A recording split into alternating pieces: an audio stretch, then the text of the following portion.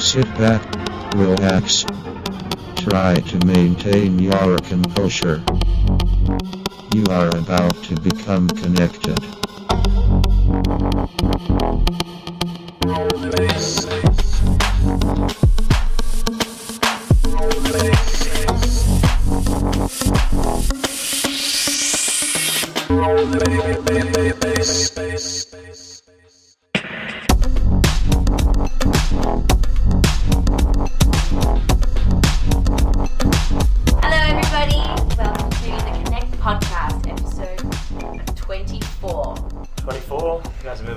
Today we have a special guest with us. We have Krishna. Oh, that's me, everyone. AKA Krishul.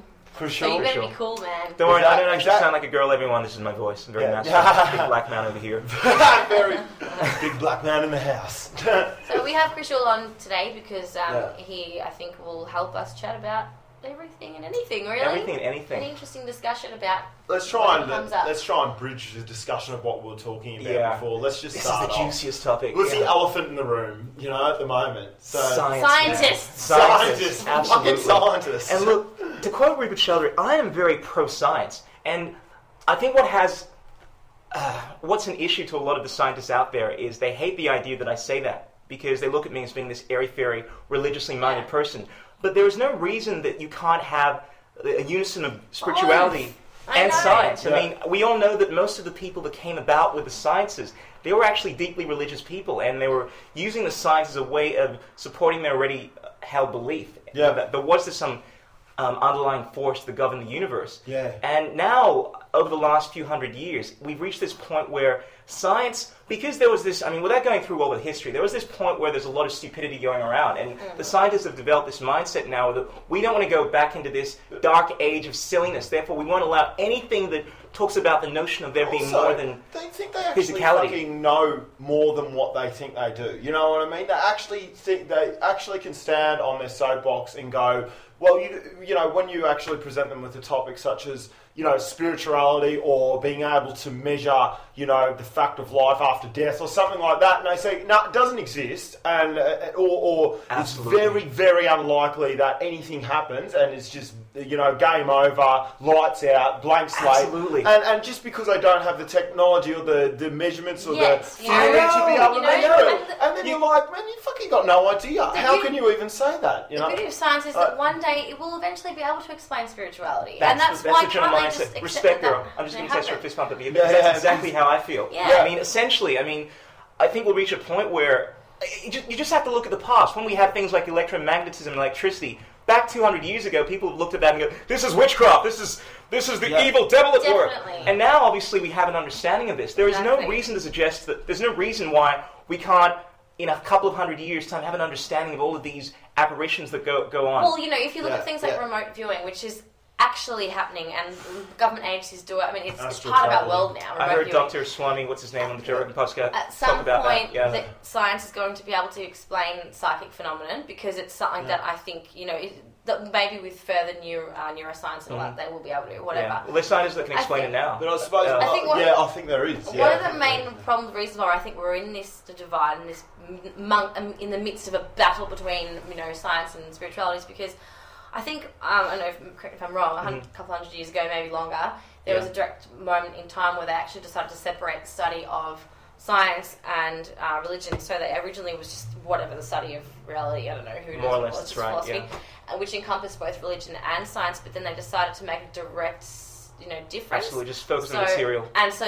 religion took care of the faith and religious and the aspect of humanity feeling good about their place within the earth, and then it was science and everything scientific, I don't know, whatever. Absolutely. That is pretty much the history. I recently read Rupert Sheldrake's The Science Delusion, and it covers the history of religion and science and how there was, let's face it, there was a lot of tomfoolery, a few hundred years ago. Yeah. And eventually, obviously the scientists decide to get away from all of this airy-fairy nonsense, but it's become so stringent now that they don't want to even look at anything which could possibly... here's the thing. Afraid. Absolutely. They're afraid of it. I really wanted to cover this, right? Because one thing I like to do before we go too in-depth with any argument is to define exactly what we're talking about here. When I say science, there is a difference between science and the scientific method. And there are a lot of scientists out there that when they're actually talking about science, they're talking about the scientific method. Now, the distinction is that when you're looking at science, like at least the original meaning of it, it's derived from the word scientia, which basically means the sky or to know. It's a process of trying to understand the universe through empiricism, through experience. And there are many... Absolutely, so direct experience. Subjectivity. Absolutely, science from scientia. The scientific method is very different from Sir Francis Bacon. It's this process where you use... I mean, we're going through a few of the stages, you know, you have to be able to... You tabulate your results. I mean, first of all, you come up with a hypothesis, you tabulate the results. It has to be reproducible, falsifiable. Absolutely. And that process, because you need to actually be able to test it, you need instrumentation to be able to prove a lot of the stuff. Unless, of course, you can actually reproduce the evidence, it's not considered scientific. And there are many things which can't be reproduced. The thing is about spirituality. The thing about the powers that come with spirituality is that it is never reproducible, because the point of it is being present in the moment, and everything that happens under those conditions is spontaneous and is authentic to that moment, and you cannot reproduce it. Yeah. Maybe, but how about this? I mean, I think that's true in a sense, but I think it's quite possible that some things that we consider to be spiritual now are going to be very provable. I mean, you guys are familiar with Joe Rogan's fart theory. You recently covered this on the Joe Rogan podcast with the fart theory? Yeah, absolutely. What's his name? The black guy. No, Neil deGrasse Tyson. And I freaking love Neil deGrasse. Don't get me wrong, he's an absolute genius, but like everyone, including myself, I'm going to be absolutely honest over here, he has confirmation bias. I think Joe Rogan's fart theory is absolutely brilliant. It's not just because I'm a Joe Rogan fan. I don't like him a lot of the times, right? But it's a simple metaphor for the idea that there are many things. I mean, in short, for people that don't know the theory, if I farted right now and you didn't have a nose, you would have no idea whatsoever that you were immersed in vaporized poo particles. You would be you'd be basically taking my poo into your freaking nose. Sorry for my graphic nature. Too much Joe Rogan podcast experience. And you would have no idea, purely because we don't have the senses to identify that. Who's to say that there are millions of other things floating around that we simply do not have the senses to look into? Perfect. And Neil deGrasse Tyson, he says, that's not very likely. That's not likely. He makes an irrelevant point about the history. This is what he says. He says because we did all the research right a couple of hundred years ago to discern what the metaphysical stuff was.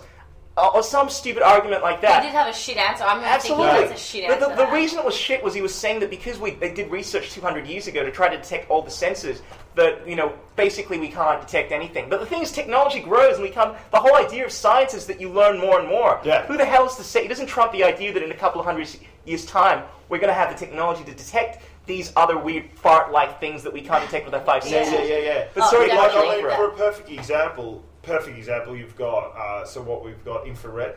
Yeah. Okay, humans can't see that. Absolutely. You got X-ray. Supersonic. So you got subsonic. You got UV. You got basically gamma rays. Like all these different things that we get technology to be able to see and detect that we can't. So I mean, there's things out there that we use in everyday life.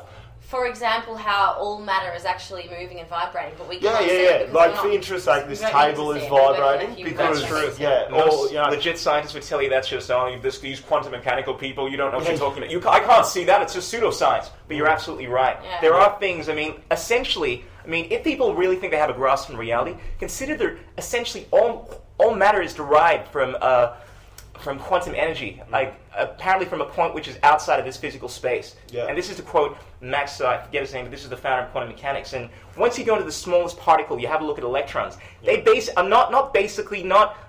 In a way, they literally fluctuate from in and out of reality. They come from a non-localized point. That means it's not locatable in this physical reality. Yeah. Now, the idea that we have particles that are coming outside of the physical means that there is more to reality than meets the eye. And that's a scientific... Also, for interest's sake, I'm sorry, Tessa, I'll let you speak. I just want to get this off my chest.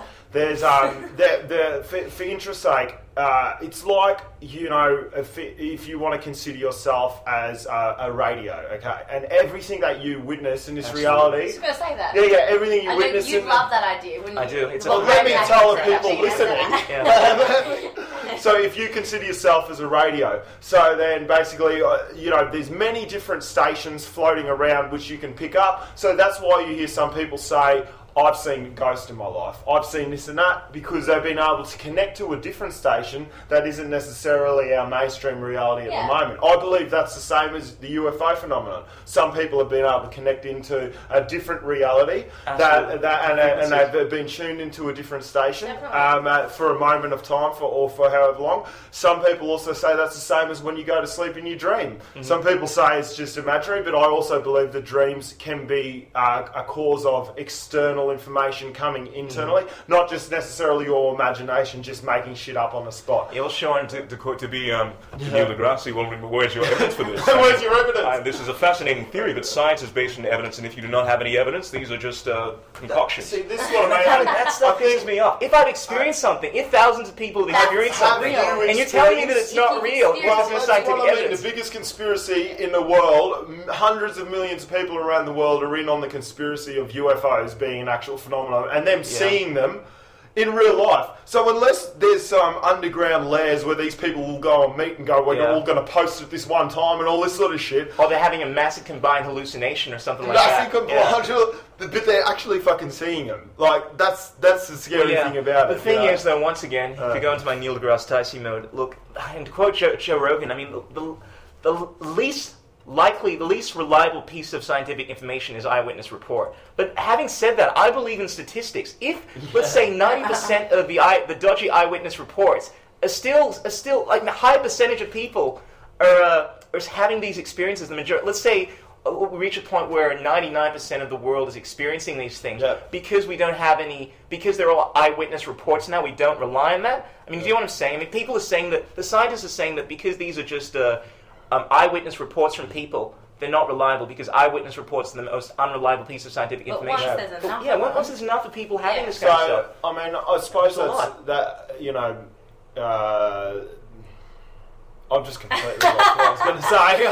We're all on the evidence. I was going to say, sorry. So if you have any sort of spiritual or, you know, whatever unexplained experiences happen in your life, which, you know, you can always relate back to, because I think that's what, you know, for interest's sake, I was watching a documentary on Richard Dawkins. I might have heard this on the podcast, I'm not too sure. Anyway, they connected him up to... I like him still. I like him, but it's just...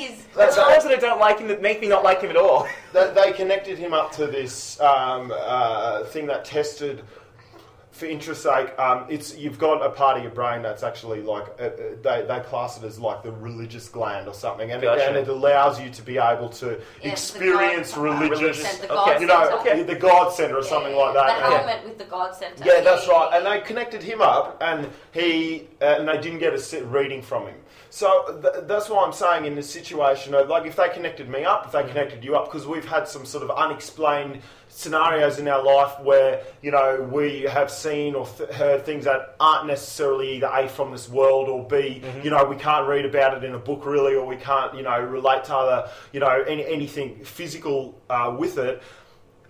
We would be experiencing these things, but because he is so close himself off from anything extra. That part of his brain isn't activated. Yeah. The part of his brain isn't activated. So therefore, like I fully believe that this is a situation we're facing with science and scientists around the world. Yeah. Because they're so think that way of thinking. This philosophy, this theory, this concept that they've got going on to explain the world around them, and they are so far advanced that they can go, well, if it hasn't been measured or it hasn't been explained yet, or we can't test it, then it's not there. Absolutely. You know, but until you start, you know, opening yourself up to the possibility, exactly. That is a no way. I think the thing is you have to be open to the possibility for science, Absolutely. and you have to believe that it's possible. It's like you will never find magic unless you believe in it. You know? But so that sounds like such woo-woo, like girly unscientific nonsense. I'm sure that's what someone else would say. No, the thing is, it's not. It really is. On a scientific level, all right. I say that. I know your face is going, oh, you're being mean over here. I'm saying that's what people actually think when you say you have to believe that this stuff actually works. But there's a reason in quantum mechanics. I mean, look, you don't even have to go into quantum mechanics. There's a reason they have double-blind studies and things like that, because they've actually shown scientifically that people expecting a particular result does influence the result. That means that it's quite possible that these scientists that are doing these pseudo-scientific tests, that are expecting these things not to work. I mean, let's face it, we all have confirmation bias. They're, in a way, being cut off from the possibility of it working because the expectation is preventing them. I mean, we're all familiar with the observer experiment, right? The double slit experiment, how they actually showed that, yes, crazy enough, your expectation of something influences real physical, tangible matter. And the materials have a field day with this one because, I mean, every time I have an argument with these materialistic atheist people, and I don't have a problem with them, it's just, look, like myself, we all have confirmation bias, but as soon as you bring up anything around quantum mechanics, it's like, oh, well, this is pseudo-scientific information. I'm not considering that as proof. But the fact of the matter is, I'm playing your game now.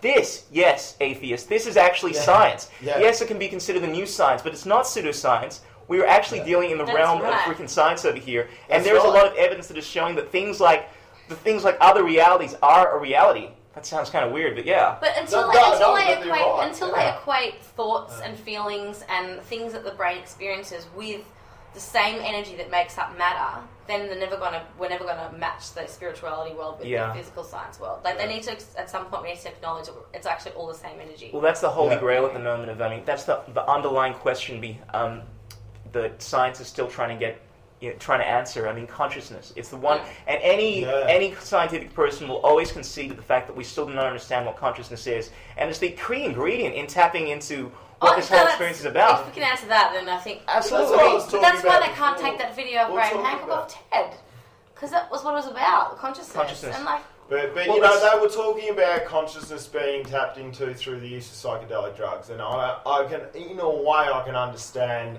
you know, why that might have to be censored in some way or another. Now, I don't think that... Why do you think that? Why do you think that it would have to be censored? Well, no, okay. Not for me, I'm just saying... No, I'm actually curious. Not for me, because I fully believe it, but I wouldn't like, you know, a 16 or 17-year-old to hear it hypothetically and then do some psychedelic drugs and bust their brain. You know what I mean? So... I mean, if there's some sort of age restriction on or something, I don't know. But look, you know, I fully agree with it. So that's, you know, I'm just saying I can see why they can have a leg to stand on to do it. That may be true, but that wasn't even their reason for taking it down. No, if you actually read the article, it was more there was not enough scientific evidence to support it. And, I mean, if there is anything Graham Hancock and Rupert Sheldrake do, one thing I love about them is they don't play in the airy-fairy hippie circles. They play on a very scientific, rationale, logical level. I know for a fact that Rupert Sheldrake has the most cogent logical arguments, and watching the presentation, the Graham Hancock presentation, he spoke about a lot of facts, a lot of evidence, and if you read his rebuttal to what they were saying as to why they took it down, it was very scientific. It's just the fact that, look, anyone that has a viewpoint that is contrary to the scientific, and the fact of the matter is that the scientific system is not as perfect as unbiased as people would like to think. I mean, this is covered in Science Illusion by Rupert Sheldrake. Yes, you have peer-reviewed studies, and basically, it's not like someone coming up with an idea and people scrutinize this idea and they're going to give an impartial response as to whether or not it's right.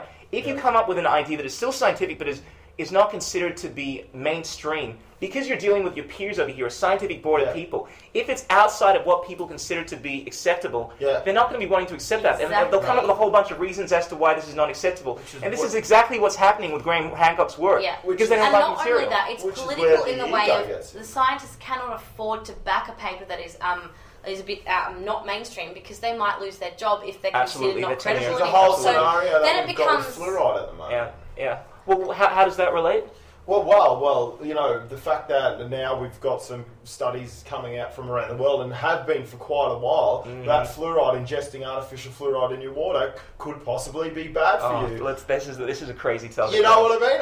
And you feel like it's censored? Yeah. But we're really familiar with it. And could possibly be bad for you. And the situation is like, okay, so hold on, where does this magical artificial product come from? Well, it actually comes from an industrial waste, you know, toxic chemical plant, and it's just dumped into the water. Absolutely. And the children to ingest it. I don't care about that's the main problem. You know, exactly. To a rational, ethical person like yourself, it's crazy the fact that they can force you to take that stuff. Because here's the thing, all right? You cannot force medicate a community. I don't care if you're for or you're against fluoride, but if I choose that I don't want to have this substance in my drinking water purely because I believe, for whatever crazy reasons, that it's not good for me, that is my right. But because of the way the system works, it has this utilitarian system where, look, we're thinking about the greater good of the most amount of people, and because there are some people that are not going to have healthy teeth, we want to force this into the water so that the few That's that may not have healthy teeth. You know, the funny thing with that is... I have the problem, is ridiculous. Is the ethical problem. And the thing is, I don't care if it's good or bad for me. Okay, let's assume that it's never going to have any adverse effects. It's only good. Yeah. I will still choose not to have it because I prefer to minimise things that go in my body that are unnatural. That's exactly how I feel. And if I already brush my teeth twice a day. Surely I can fucking not have to ingest fluoride. That's ridiculous. Look, definitely. It's one of those things that... It's taking away your basic inalienable rights. I mean, the government treats you like a baby and says, well, look, you guys don't have to think. We'll do everything for you. And look, I'm sorry, but we're going to take away your right to choose things for yourself. And we're just going to force this stuff on you. It's ridiculous. It's a ridiculous Band-Aid solution. You know, the problem obviously isn't the fact that we need more fluoride. The problem is that the food we're eating. Now, what happens with alcohol? You know, when there needs to be more police on the street because there's more violence and that. Well, we'll tax it. What happens with cigarettes? We'll plain packaging, we'll tax it. You know, we've got the highest taxes in the world, Nelly, for this shit. And that's the way Australia does it. So what happens if if there's our children are getting bad teeth? Well, we won't tax fat food or like greasy or candy. Okay, what we'll do is we'll just put fluoride in the fucking water and then everyone has to drink it. You know what I mean? So why don't they just tax fast food? Or you mean educate people on nutrition? Absolutely. That might be even better. And I'm just using an example. Australia has this brilliant way of just going, if there's a problem, the government just tax it. Tax everything, we'll put a tax on it, and then, whatever. Apart from mining. But don't tax miners. Let's make sure. I think a lot of people that listen to this, though, because I'm always listening to other podcasts like the Joe Rogan Experience and Pointless, with Kevin Pereira, and there was a time he had Carla Santa Maria on. She's one of these full-on... she was on Joe Rogan. Yeah, that one too. Yeah. She's very, very scientific. She was really... I was like... Yeah, me too. Look, no doubt she's really, really smart. She's a neuroscientist, isn't she? I think she was yes, she is. But it's interesting listening to her because you get to see where the other side is coming from. And the main concern that... I couldn't believe, for instance, Proposition... whatever it was got passed through. It's this thing that deals with genetically modified foods. Yeah. Another story, but it relates. Isn't allowed to get. Yeah, it relates to this because the scientifically minded people would say things like fluoride and genetically modified foods aren't bad for you, and there's all the legit scientific evidence that has been done show. And I couldn't believe she was saying this. I'm like, what the frack?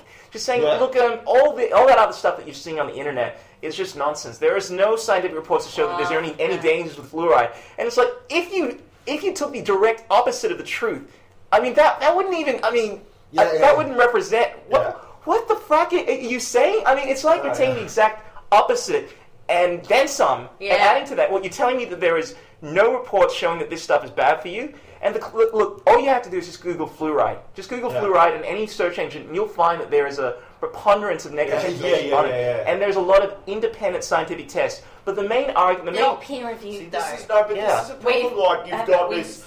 No one with this fluoride situation in particular, and you could use it as a situation for the whole of the scientific community, there is way too much in reputations and invested interest in the fact of keeping... If fluoride is bad for you, which it seems it is, in keeping that under the carpet, okay? We don't want that to come out, because then, do you know how many people are going to have to answer to that? Absolutely. The court cases, all that kind of stuff. Yeah. Oh my God, we made a mistake. Man, sorry, guys. In all the Western countries, because it's hardly in Europe. Other it's countries not have really done that, though. That's They've removed it from their water. Absolutely. Queensland I was just talking about this. I mean, Australia's slightly catching up. Canberra, just a few months ago, for the first time, have actually taken fluoride out of their water. Woohoo! Hooray for us! Yeah. But generally, in a lot of, I know that's been genetically modified foods have been taken out of India. Most European countries have taken fluoride out of their water supply, but Australia's just catching up. But you have a look at what goes on over here, and you have a look at history, and it represents how this shit works. Because you have a look at cigarette smoking, and they went through exactly the same thing. First of all of the scientific evidence, which is complete bollocks. But they were saying that this stuff was good for you, and then it got to the point where they were saying, look, there's a lot of, this is when it became very, very clear that it wasn't good for you. This is around the mid-60s. They're saying, well, there's a lot of evidence saying that it's good for you, and there's a lot of evidence saying it's bad for you. So, look, why don't just enjoy your life and have this right? And then it became so bad that they just basically ignored the fact that they were saying this stuff. And this is generally what happens. I mean, there are a lot of people that listen to this kind of information, right? And because they're not sure, there's contradictory information. They just say, oh, stuff it, I'm just going to take this stuff anyway. And that pisses me off. But what we're seeing now is a point where yes, the science is actually showing that this stuff may actually be really, really bad for you. When the truth is, yes, of course, in the right amounts, yes, fluoride is freaking toxic. I mean, no scientific person can argue with that. In the right amounts, it actually is very, very dangerous. And it's a main ingredient in rat poison. How do you know how much you're taking? Exactly. And how do they? What have we got? These big like cauldrons where there's these like Oompa Loompas that are stirring they're stirring every city's. Oh gosh! My friend told me the people that put fluoride in water. How are we mixing this correctly that it keeps coming out in the right seaways to the right pipes to the right households? And I just don't understand. Like there could be a house down in Werribee, you know, where all these small children are getting dental fluorosis, and you know their pineal glands are just coated and like they're shriveled and probably not. I'm going too far, but I said, we had a really massive discussion on this topic. There was like 140 comments or something. It was Sean versus the science community.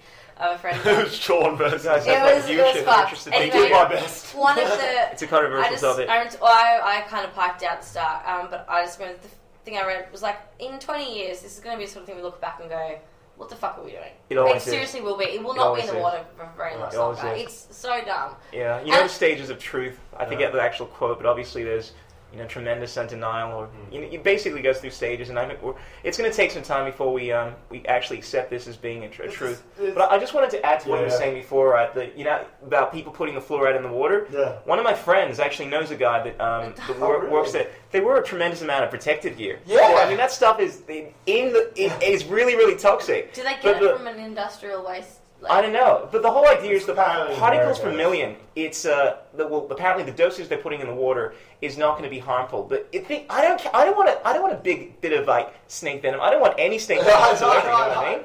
And I drink like 3 liters a day too. So I drink a lot. I try and drink like 2 or 3 liters a day, I think it's such a basic human right. And like, look, if we're going to throw out a conspiracy theory here, let's say there is some ulterior motive behind putting fluoride in the water. Let's put a hypothetical out there, which I don't think there is. I think it's just a lot of incompetent people fucking, keeping the system turning. Okay. But whoever, someone's getting a kick, a subsidy or something from, getting rid of this fluoride, or, the fluoride, people who make the fluoride are making a lot of money and they don't want it to stop. I don't know. Something's probably going on. The simplest explanation is that they made the decision 50 years ago and they just don't want to go back on that decision. Absolutely. Maybe. Do you guys go deep into the whole conspiracy kind of like crazy area theory stuff? I love to do that. We like looking into it. I've developed this skill. What you're saying. Because you're saying if there is a conspiracy, what is it going to be with fluoride? And Sean and I, what you hear about this, because they say scientifically the pineal gland is what processes the fluoride, and a lot of it gets ended up storing. 50% of it gets stored. Carl Marie would say that's all bullshit, and that this is just all pseudoscience. Yeah. But I don't the pineal gland is like, for interest's sake, in the Hindu religion, you put the dot in the middle of your forehead, and that's represents that's where your third eye is. Apparently, it's activated when you're born, when you die. That's where the pineal gland is. Yeah, exactly. The pineal gland is basically directly in the center of your forehead, and that's your third eye. And people say that's got a lot to do with consciousness, or a lot to do with your extra sensory perception, like basically nearly a sixth sense sort of thing. Like we were talking about before, an antenna for you to be able to pick up different, and even say, there's a lot of World War II literature saying that that the Nazis, when they came into quite a large town, they dumped massive amounts of fluoride in the water to dumb down the population. I spoke about this with a guy. I think Sonny was pretty knowledgeable about this. I think the actual story is that it was used on the prisoners as a way of keeping them docile. It's definitely been used in history. And look, even if the people listening to this this is all scientific bullshit, fluoride's not bad for you. The most important issue, any rational person can see that you do not have the right, and this is the thing that you were harping on as well. You can't force medicate a community. I mean, I had this conversation at work with one my team leader, and he's a very, very logical person. He's very passionate about fluoride and says it's better for you. But he really didn't have anything to say against the idea that, look, you can't force me to take this stuff if I don't want to. There's and no if you put argument it into my against water that. supply, I mean, what the frack? I mean, even if I didn't want to eat whatever it is for my own stupid reasons, like I didn't believe in eating apples because I think they're going to make you fart. There's no scientific evidence for that. I don't have to eat that stuff, but if you're forcing me to, that's not right. Yeah, definitely. Well, to clear it up, if anyone's thinking, look, these guys are just bagging fluoride, in no way, shape or form, even in any argument I've had with any scientific person, do I have ever stated that ingesting fluoride through your water system does not in some way help your teeth. Okay, it does. You know, the scientific proof is there to say that it does help your teeth. But can I just call you up on that just for 1 second, though? Because here's the thing: I've actually spoken to a pseudo-dentist about this. One of the I was very, very specialized. Pseudo-dentist. Yeah, I don't want to call him a dentist, but he was very, very specialized in this field, right? And he was saying that, look, technically, fluoride, sodium fluoride is used in the teeth, but it's when you apply it directly on your teeth. Which is why we brush our fucking teeth. Absolutely. Yeah, I know, Yeah, I mean, absolutely. But like I'm saying, even in a small way, look, from what I've read, it does seem that even ingesting it or applying it on your teeth is good for your teeth. Yes. Okay. But there also seems when you ingest it, there are quite a number of other side effects. When taken for long amounts of time and when accidentally taking too much. Or if the vulnerable people within the community are taking it who shouldn't be, like young kids shouldn't be taking it, older people with certain illnesses. Absolutely. And everyone's body is different. Mass medication is not really good. Mass medication, like, I mean, it's look, I mean, but you know, this is one of these things, like, there's so many of these little things out there that you got to be made aware of, and and that's people don't want to get caught up in this stuff. Let's move on to chemtrails. No. I don't actually know. I mean, look, I know the basic idea about chemtrails. I don't know too much about it, but you're right. There's so many of these threats to your health, and I think the normal layperson kind of just wants to wake up, have their coffee, go to work, and not worry about this kind of stuff. That's why we're in this mess, though, because people ignore the world. Absolutely, but here's the thing. Regardless of... And not knowing something doesn't prevent you from being harmed. I mean, one of the issues I have with hippie people's, man, is they're like, look, I create my world, you know, Lord, if I think about only positive things are going to happen, which has some level of truth, without a doubt. Your thoughts do affect your reality, but by simply ignoring this stuff doesn't make it go away. For instance, if I drink a bottle of alcohol, I'm still going to get drunk. I'm not somehow going to neutralize the agents within the alcohol and somehow not get inebriated. I mean, you know what I'm saying. Yeah, definitely. The bottom line is that by being aware of this, by actually having more consciousness, you have the ability to prevent harm from coming to yourself. Well, it's just connecting yourself with everything around you to make more informed, better decisions. Certainly, and I mean, like, you know, with the cancer rate that we're seeing and depression rate, but the cancer rate especially, like, when you actually look at the products that you wash with, you fucking, you know, the stuff in your clothes, just basically everything, and you realise all the food you eat, the, you know, artificial colourings, flavourings, preservatives, MSG, you know, the stress that our animals go through before, you know, you go and buy a caged chicken. I just want to enjoy my life and, like, look at the pretty pictures I know, on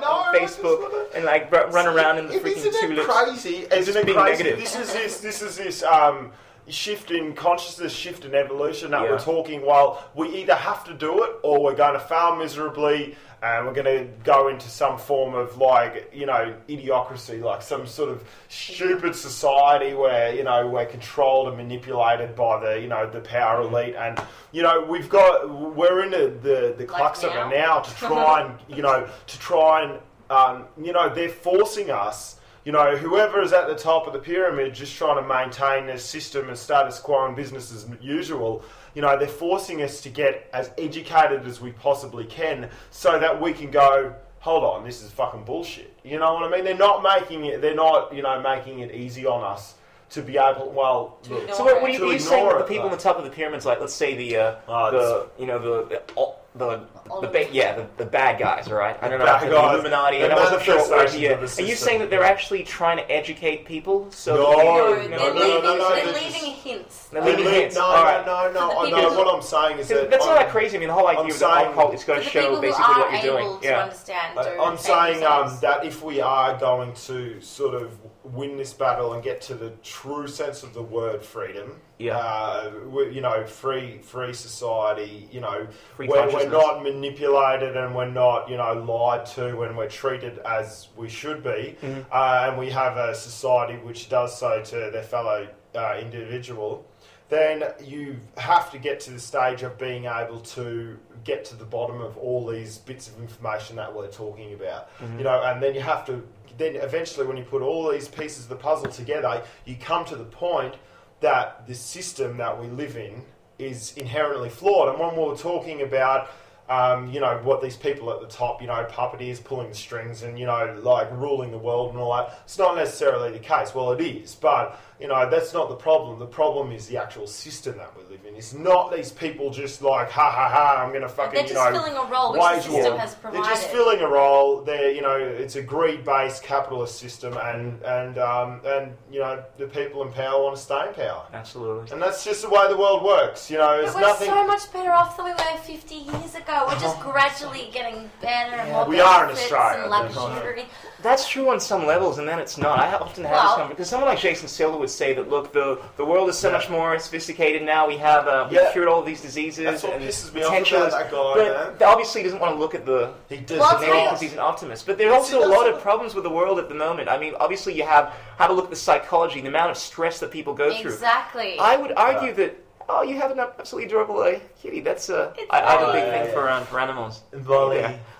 She takes a while. She'll come over in a sec. She stars in the podcast regularly. Okay. But basically what I'm saying is that there are obviously a lot of problems in the world. I think it's arguable that some of the problems that we have now trump the stuff that people were dealing with, a few hundred years ago. Psychologically, we have the rates of, schizophrenic diseases or depression. Yeah, depression's going to be the number one cause for illness in next year. I think in Australia it's going to be over half the population. Well, we all know someone that is affected by depression. My sister. Are you sad? I'm sad, and I don't like my life. I'm sad. That's so funny. But I got a TV. Why should I be sad? And it's so weird. It's such an obvious thing that we're not living the way we're meant to. But I mean, the way I look at that is kind of like, if you're going to evaluate the world and whether or not we've succeeded, let's look in two different aspects. We've got the material world and comforts and all those sort of things. Then we've got the spiritual world and how happy we actually are. Science won't acknowledge the material, so you're disqualified right there. Let's forget about spiritual world. Let's forget about. Let's talk about being happy. That's the measure of success in a life. Like how happy are people and how comfortable are people. So we've got those two things. Okay, fair enough. Back in the day, we're probably a lot more better off materially. And lots more comforts now. So cool, we're winning there. But then we're talking about materialistically. But on the other side of the coin, for the materialistically side, is that you've got all these people still without the comforts. So it's like you'd think that if we're that good in our progress in comforts, everyone would be comfortable. Like having a bed to sleep on, man. Having a shower, just all those things. The fact, just because very few of us have managed to get TVs and all these other things, we've still got billions of people without a bed to sleep on. So we haven't really. A lot of people argue against that, though. This is why Jason Silva would say that right now the amount of murders in the world are at the biggest low. The amount of food that we I'm actually just playing devil's advocate over here. What I'm saying is that even just looking at that one aspect, the material comforts that we've gained over time do not outweigh the people who are still starving. And I don't care, because the extremes are still going. And then you can look at the happiness side of things, and while we've gained material comforts, we have sacrificed our happiness for those things. We are not any more happier than we were hundreds of years ago. That's not the case. No. In fact, we are not even if so anyone's we're been losing. to Thailand. We are worse off. If anyone's been to Thailand, nearly close to a third world country, I mean, they're smiling more than us. I can guarantee you that. There's a lot of people smiling over there. If you travel there and you see people they've got nothing. They're on the street and they're hugging all the happiness. But money doesn't make you happy, but it just makes it a lot easier to be. Why do you think that is? Do you think it's the fast-paced nature of things in this society? We're doing things we don't want to do. It's also, man, it's also structure. Yeah. I don't think human beings, this whole be at work, clock in at this time, this and that. That's no fucking way to I haven't had a job.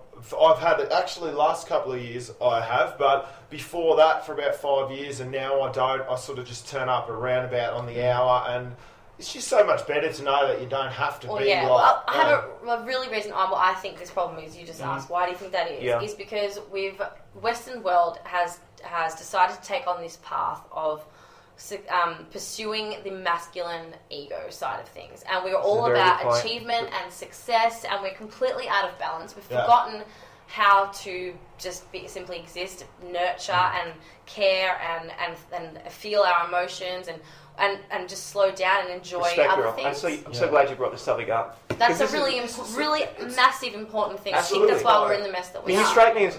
Sorry, I'll let you go through. I'm sorry. No, man. He always talks. You talk. I mean, what you're saying is completely in line with the patriarchal society. I mean, you're familiar with matriarch and I saw this amazing video. One of my friends, Hugo, also known as Robert Foster, who does rap news. Amazing guy. Awesome guy. Do you know him? Oh, yeah. Yes, very. Oh, really? So. Yeah, the guy is even before he started doing all the rap news stuff. Like he obviously, I love talking, right, and I will never shut up. But he's one of these guys that as soon as he talks, you actually don't want to talk. You just want to listen to him. Yeah. I mean, not just in the way that he drops his lyrical rhyme, the way that he constructs his words. Yeah. I mean, I've been in situations with this guy where he's so freaking good at speaking that like he'll be saying something which I think is just completely wrong, but because he's so freaking crafty with his words, it's like, damn you, Hugo! Yeah. But I just the point I was trying to make was he put this video out just this morning. It kind of dealt with Ishtar and the entire world, Easter, and basically talks about the feminine energy, which is basically what Ishtar is representative of, and which is actually what Easter is all about. Yeah. The feminine energy, or Ostara, or Ostre, I think. There's a couple of, but it's all. I don't know. But yeah, in the I think Eastern cultures, I think Ishtar is supposed to represent the feminine energy and fertility. Girl knows her stuff. Yeah. But they talk about this. He talks about this whole. Talks about the feminine energy and how the world has been corrupted. I mean, you actually go back into ancient times, like into the real ancient times, like ancient Egypt. They had a very matriarchal system, which was more about the goddess, the feminine intuition. Cleopatra was a... She was a more important one. But they did have the female at the top of the hierarchy. Absolutely. Like exactly as you said, in the Egyptian hierarchy, basically the lineage would follow the female... would follow the queen. So basically, the queen was the most important figure, and the whole society was more about rather than having this patriarchal system where, look, God tells you something, you must do what you're told, otherwise we'll beat the crap out of you. It's more connecting to this inner intuitive side of yourself, the feminine. And the world that we have in now, the world that we're in now, obviously, is the exact opposite. It's this patriarchal system that. And I think that's the reason for so many of the problems in the world, which is I think what you were getting at. I think that if we return to that more, or at least arrive at some kind of balance, you know. Yeah. Well, it's all about success and achievement, which I find so bizarre. In a roundabout way, it's a guy thing. Basically, we all want to conquer and all kick we're ass. talking about, at the moment is in a roundabout way. All we're talking about at the moment is this force-fed illusion of what we should be doing is growing. So, especially anytime you hear some form of economic talk from, any sort of government or anything, it's all about what do we need? We need growth, and we need more of it. And growth gives us jobs, and jobs means that there's happier people on the planet, and, happier people means that there's more money, and there's all this. So, but unfortunately, the situation with our population density, growth means we are destroying our environment. Mm-hmm. And unfortunately, more jobs, more GDP does not mean, it means the opposite for interest's sake, the healthcare system. So what happens, the healthcare system is usually about 15 to 25% of any country's GDP. Mm-hmm. So what does our healthcare system need to be profitable? Economics major, are you sure? No, I just do a little bit of reading. What does the healthcare system need to be profitable? Healthcare system needs sick people. So I know pharmaceuticals. So then basically, it's fueled by, so the more sick a population is, more physically sick, more cancer, more everything, the more happier a country is supposed to be. So GDP and growth is completely, in the healthcare scenario, but definitely in our consumerist culture and the way the Western world's going. We are absolutely definitely on the wrong track. Point over here, man. Definitely on the wrong track, man. Like you said, it comes to this concept that you can't have people over there not doing anything and this and that. That's bullshit. If there's one thing in human nature, you're not going to sit around on your ass all day long. You know what I mean? You might do that for a little while. If you do, it's okay as well. But it should be okay. But I think it's about changing the culture, though. I mean, obviously, you guys are familiar with the Zeitgeist movement. I'd imagine, and that's Oh, no doubt. No, that's totally how you know Sonny. Yeah. Sorry, not Yeah. Sonny. I can Yeah, usually yeah, tell because generally the way that you think is usually in the You lines can of see the it. Yeah, Zeitgeistian ways. And I think one of the most important ideas of changing a society, because a lot of people would argue that, look, I know for a fact there are going to be plenty of people that don't want to do any work. They're just going to sit around their fat, dull-bludging asses and do jack shit. But for how long? Well, bro, there are a lot of And people. then what? The world is big, and there is a type of personality for potentially anything. There are Yeah. people that are quite happy just to sit up, jacking up in front of the computer 24/7. Man, they don't want to go anywhere. See, I disagree with that. You don't think there are some people? I think it'll I'm not last sure. long. Do There'll be you a think there's people, anyone? Like, Do let's you think say, there's Tess, I'm what going to pull you up on There are this. people Is there sick anyone? in the mind. Yes. Yeah. Okay, I'm talking about healthy human minds. I think You're speaking in general I terms. think Like, a healthy human Sorry. mind.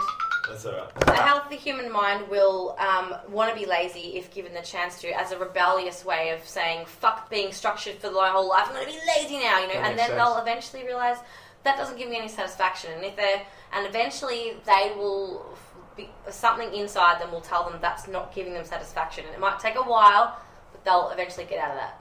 I absolutely agree with you, Tessa. You know, I think on the same wavelength. I like this girl. But it's also about you know, and the funny thing about this is also, you know, equal opportunity in a system too. Like the fact that, you know, sure, someone could want to sit around and jerk off or fucking play computer games all day, you know, and you got to look at them. They are there, They're believe probably me. not the kid that's been given the best opportunities or the best, like, or not even a kid. Let's get the kid thing out of the way, because Okay. until you're probably about 20, then, you know, whatever you're doing is just learning and trying to understand the world and, you know, fucking girls and this and that. Like, you know what I mean? Like, it's nothing really, you know, too interesting going on. But once you sort of hit 21, as long as you've got that reasonable foundation of a family that has enough for you to be able to live reasonably happily, you know, probably one of the biggest causes of social denigration is the fact that families struggle economically. What family, sir? Any families. Any families, That's probably the biggest cause of social denigration. The fact that, you know, families don't have enough money to pay the mortgage or feed their kids properly or have time to be there emotionally to help them through school, you know, help them with, you know, educational issues or, you know, emotional issues or anything like that. You know, that's probably, they have to work 60 hours a week just to pay the mortgage and try and, you know, get ahead. Like, that's probably the biggest cause of the family breakdown So in the burden of any money. society. It doesn't even need to be Western. It can be any society around the world. The The burden burden of of money is probably the biggest And because cause. the money means You know, survival, that's why money it's a does burden. mean survival, and you know, but also, you know, it's, you know, as we can see even after the global financial crash, like, you know, no matter what, good, bad times, whatever times, the people at the top 10%, keep making money. And they don't just keep making money, they keep making it at such a record, astronomical amount that, like, you know, to the point where it's just absolutely ridiculous, that it doesn't matter if It's there's... a sickness. It doesn't matter if there's, Thinking in about America, it. there was something like, what was the fucking figure? I forgot. There was something like, you know, whatever, 4 million families out of houses, tent cities going up everywhere, but these banks just got bailed out. In the next quarter, they've just hit record profits again. And you're like, what the fuck is going on? So what, is the problem with the people, or is it with the organisations or the well, system? No, it's just, well, you can blame her, you can put labels and blame, and you can go, it's this bank, it's that bank. It's not. It's just the system manifests negative competition towards, you know, towards humanity.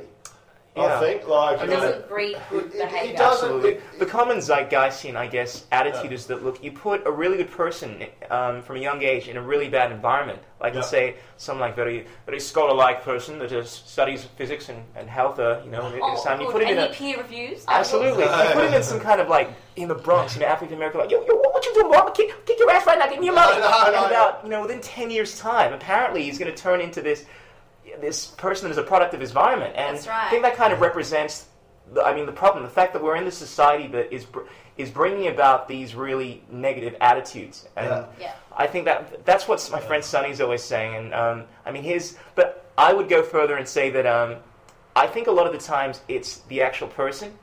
And so it's nature over. Yeah, I don't think it's just. My general attitude is that regardless of what society put me in, maybe it's because I'm at the age where I'm not as impressionable, but there are just certain things that I won't do. And I've never been able to understand, for instance, this massive collective mindset that people have when a group of people are into something, that they kind of adopt that attitude as well. But that's because you've become sort of a free thinker, and certain things that have happened throughout your life journey have led you to the stage of where you are today. Now, certain things that have happened to the mainstream of people in our society don't lead them to that point, and they are locked into this mainstream sort of mindset. You know, TV when you come home, go to work, pay a mortgage, do this and that. Like, as we do, we don't think like that, you know what I mean? I think what you're talking about are certain morals that are inherent to us, regardless of the environment we're growing up in. That's exactly what I want to get to, Tess. You know exactly what I'm talking about. I think that's true, but I think that can be overridden by an environment which is particularly nasty. Absolutely. And I think that the first way, what Sunny said, I think I agree with more than what you said. Second way, and I think environmental factors, definitely. The only way that we're ever going to really fix the problem that we've got is if we start to realise that the people are just people playing roles, and it's the roles that are making them like that, and we need to accept everybody. It's no one's fault. We need to work together to fix the system that are creating these people. We are producing these characters. It's not. I don't think they spoke about this in Zeitgeist 3. I think the thing what you're talking about is like if the person in the role can definitely change it, and it will come down to their strength of spirit that they've been born with, which gives them the ability or not to use their inherent morals to. Bruce Lipton talks about this. If they're not strong enough, though, Bruce Lipton. I was about to bring him up before because he brought science into the the spiritual phenomenon. Bridges the gap. He's one of my top three. Obviously, Rupert Sheldrake, Bruce Lippy, Graham Hancock. But he talks about how we're basically talking about nature versus nurture over here. Yeah. And correct me if I'm wrong, but you're saying that your environment, nurture, plays the biggest role, and that's what most psychologists would say. That's pretty much the general thought, not just in the zeitgeist. I don't know. That's what I kind of am saying, but I haven't at all made up my mind about that. So. I think they're all contributing factors. I would say it's nature and nurture, as in like your actual physical DNA. The phylogenetic programming that you've adopted through your ancestry. Certainly. That plays a role. You'll find, for instance, I don't want to be racist over here, but you'll find, for instance, there are certain cultures that are more aggressive. For instance, Asians or Japanese, for instance, maybe more docile, and Maoris will freaking kick your ass. Absolutely, docile. And it's not just a nurture thing; it's things that they're traits that they've developed over time. But the third factor, and I've only ever heard this mentioned once by Bruce Lipton, that there is the element of consciousness that within yourself, beyond your nurture, beyond your nature, you have the ability to actually at any point change your fate, change the... You could also break that down again, and then I would even go further to say that consciousness / experience. The experience of your soul. Okay. Would you say soul is a product of nature, nurture? No. That is definitely nature. Okay. Because I think the experience of your soul, because I do look at people as like I have not yet been witness to know if past lives are factual or not. I have no idea.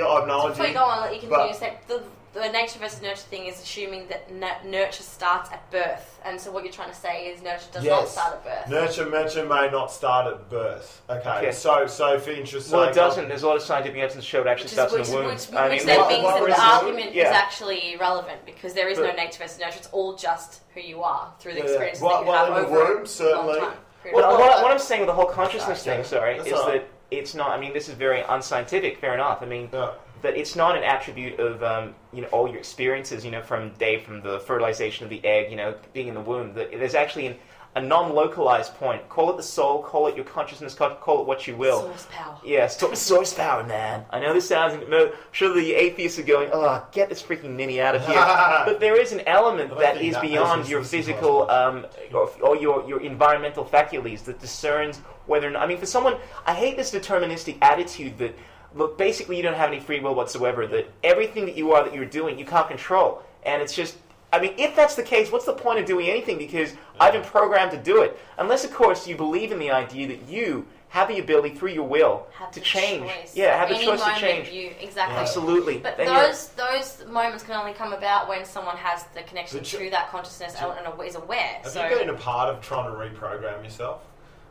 In what sense? Well, okay, so you were a sort of person, like in a sort of subcategory of a person at one point, for interest sake, maybe you were a jock at high school, like you want, Okay. but you were a jock at We're high school, and always doing it, aren't then we? you met a couple of people in your life that then turned you into caring, loving individual because you you thought, well, actually, I was a bit of a fucking dick back then, and now I can see the lighter side of life, and I want to be like that. So it is extremely difficult because I've been through a transformation process like that, and just like that. You sound like just like you that. sound like you're a student of Landmark. Have you heard about the Landmark education? Because they're all talk about transformations, and I don't want to diss them because they're becoming quite popular now. But it's this whole movement about changing yourself and trying to let your true self express.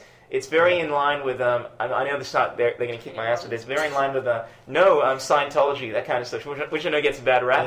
But I just heard you use some of the things that you were getting at were very in line with the whole Landmark attitude, like transforming yourself. This is just his own happened. personal experience. Okay. This is just happened. It definitely it had to happen. Like for me Okay. to be the person I am now, it had to happen. So, for me to be an open, free-thinking person who can even discuss on some sort of level with you with this stuff at the moment would never have happened if I was my old person. I wouldn't be sitting here in this chair, and we wouldn't. So how long ago was that? Was that before Zeitgeist? 3 years. 4 years ago. 3 or 4 years ago. It was about on the cusp of Zeitgeist, or maybe not. It started about a year before that. Yeah, probably. Yeah, but before I watched the first Zeitgeist. But to reprogram yourself is a extensive experience, and a lot of people need professional help for that. Very much so. I just got through it, but I went through about 6 months of serious depression, just trying to get to the bottom of it, and I've come out on top now. But when you say you've got the choice to change.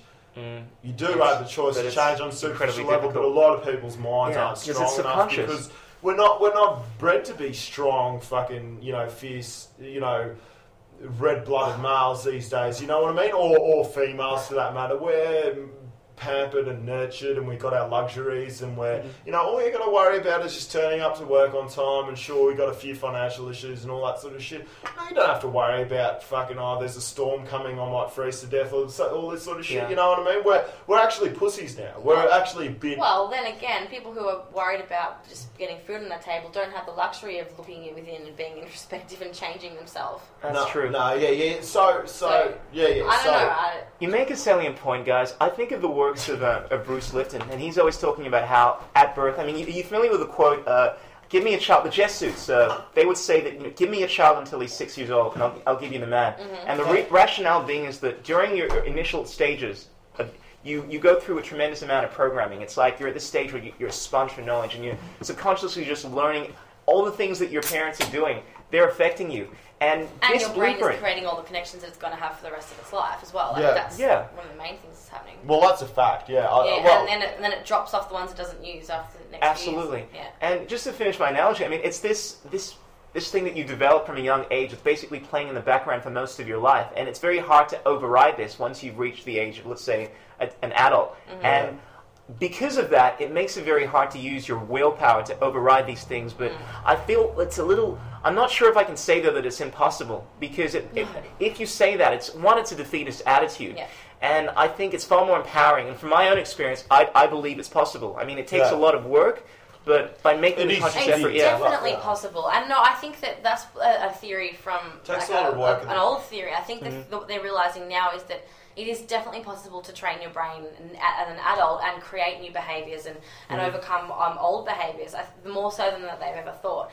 And I think I really think that the only way to do what you're saying, to overcome really stringent behaviours that were developed when you were a kid, would be to have a real, firstly, strong strength of spirit and character, but also to have just the pure energy that's coming through. Absolutely. And then to have an awareness of the choice you actually have. And that only comes with consciousness raising. Also, the company which you hold. They're the two main ingredients. I love that. You need the right influence. Also, the company which you hold. You're saying you need to be guided in the right direction. But that's what I mean. It comes down to the environment. But the thing is, you have the will to change that. Because obviously your environment affects you, but if you have the will to change your environment, it still comes down, essentially, to the will factor. Yeah. And I love the concept. I'm a big fan of superheroes, right? Yeah, have you guys seen, what's it called, the Green Lantern? I have seen it. The idea behind that is that the most powerful force in the universe is will. And the Green Lantern is able to, by using his ring, harness this unbelievable force within himself, willpower, to transform his entire environment. Like he can create all these amazing things,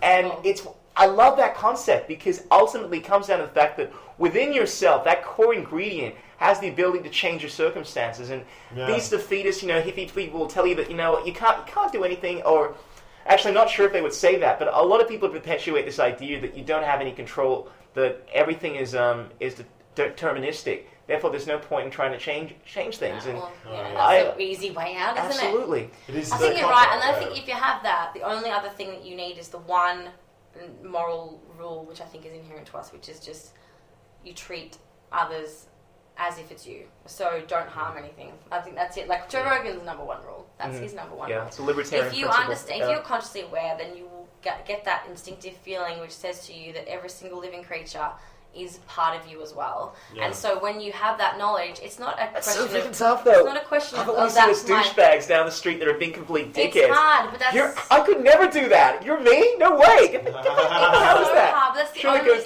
answer to getting through what we're getting. It is. It's a tough one. It's definitely the new age mentality. But I got to be honest with you, it is really difficult at times to swallow that. I believe that deep within us, we definitely... My general attitude, I mean, I'm not a religious person. I've been brought up in a very religious environment. My mother was a Mormon. And, wow! Yeah, that's fucking right. Yeah, tell us about that. Well, it's not. It gets this. Look, it gets this really, really bad rap. But look, I mean, Christians will say it has absolutely nothing to do with Christianity. It's completely different. But as far as I'm concerned, look. Wasn't it built from it? Sorry. Wasn't it built from look, it's based on the works of Joseph Smith. It's at the age of 14 years old. You guys must have seen the South Park episode. He finds these special tablets or something or other, and says that these are written from God. I'm kind of butchering the story a little, but bottom line is this kid founded this ideology. And look, in short, Mormonism is it's an ideology that's based around, obviously you have God, and I'd say the main differences are, like in Scientology, they don't really cover this kind of stuff, but one that there is, I'm trying to think of some of the crazy stuff that people might find fascinating, that we all come from this planet, for instance. Oh, really? And... Really? That's Scientology. Yeah, I do. Are you talking about Scientology? No, I'm actually talking about Mormonism. I mean, people are familiar with the story of Zen and 5 and Scientology, that kind of stuff. How this alien came from a some part of the galaxy, and started to take all of the souls of the Earthlings and put them in some kind of volcano, and then he drops lots of nuclear bombs into the volcano, and their souls become irradiated, and they reincarnate into other bodies. And because we have all this radiation and stuff like that, we need to get rid of these problems. And basically, the radiated souls are what cause so many of the problems that we have. Mm-hmm. And this is something that you only learn when you're in operating Thetum 7 of Scientology. That's the secret of Zen. The Mormon is kind of like a crazy story. You have to be ready to hear the truth. That's like mass programming of human beings, isn't it? That's volcano. No, that's massive. Like, because the way that Scientology goes about things is like the 9 levels of whatever, and you learn something each level, which eventually makes you turn out to be an enlightened, or good human. Mm-hmm. So they just program them to be. Like, see, I don't necessarily agree with that. Let's talk about this, because this is a very interesting topic, which I do actually know more about than that secrets of Mormonism, because it's been a long time since I've studied that. But Scientology, look, it's not actually as bad as it seems. I mean, once you get past all of the crazy stories and all that kind of stuff, just hear me out. I know your eyes are going crazy. I quite like the ideas behind Scientology. There's a reason that a lot of the actors in Hollywood use this kind of stuff, because it's actually very useful for dealing with many of the aspects of life. It's basically tools for life. This is how the Scientologists explain this to me. And a lot of the things that you learn allow you to deal with a lot of the psychological issues that you have. For instance, how to interact with people, how to get a better result. That's the very... If you just look at Wikipedia, what Scientology is, I guarantee that anyone out there listening look at it and you'll go, that makes sense. Yeah, the basic idea is that... It's just the system's been surrounded by that's fucked up. Yeah. The man-made structure. It's the same as Christianity, same as every religion. No, it's kind of different in the sense that the original Scientology, created by L. Ron Hubbard, in all its wackiness, there is, at least from my perspective, it's not as beautiful as you'd imagine it to be. Because of the fact that it's based on some pretty crazy stuff, like the secret of Zen and 5. That's not something that got changed throughout history, which I think is what applies to some of the religions. Like, it's been misinterpreted. To begin with, Scientology is not that old. It's only maybe 100 or a bit more different religions. I mean, people would argue that they get translated. Men destroy that stuff. Scientology is already begin with. destroyed. No, all I'm saying Oh, is yeah. that even though it's useful, the fact that it's kind of like you have this beautiful soup, right? Then you put this shit into it and it ruins the entire thing. And the thing is, most people that do Scientology, there's a reason they have this system where you only learn the basic stuff, and the higher that you get, the more knowledge you get. Just like with the Illuminati. And it's only until you reach the higher levels. This is why they're not allowed to talk about this stuff. Like you YouTube Scientology, people get interviewed, and as soon as they get questioned, I told you that I will not answer this question. This is classic Scientologist that as soon as there's this interviewer that constantly asks him about the secrets and all this kind of stuff. He's like, look, I told you I'm not going to answer this question. If you bring this up one more time, I'm going to leave the room. Okay, well, I understand you won't answer that, but is there a reason why you people won't address this issue? And he just leaves. And it's freaking beautiful because it's such a high-profile interview. Yeah. But they're not allowed to talk about it. The bottom line is the secret deals with this thing I'm telling you about the story as to why we have all the problems that we have. Our radiated souls are manifested into the many, many problems that we have in this day and age. And Scientology allows you to cure yourself of these problems. That's the basic idea behind it. Aren't they, yeah, well, that's a good way about it. But aren't they building a spaceship? I did not know that. Yeah, they're trying to build a spaceship. Who's they? Well, the Scientologists. They're building a spaceship to go back to take Z5 or something. So what are the secrets that you know about? Okay, well, Do you know the ultimate secret? I mean, that's the main secret. Obviously, I know Operating Thetan 7. Only people like Tom Cruise and John Travolta, are at that level. And well, some of the interesting stuff is you're familiar with the E-meter. I think it's called. It's some kind of device that reads the levels of thetans. That's the word. Thetans in your body.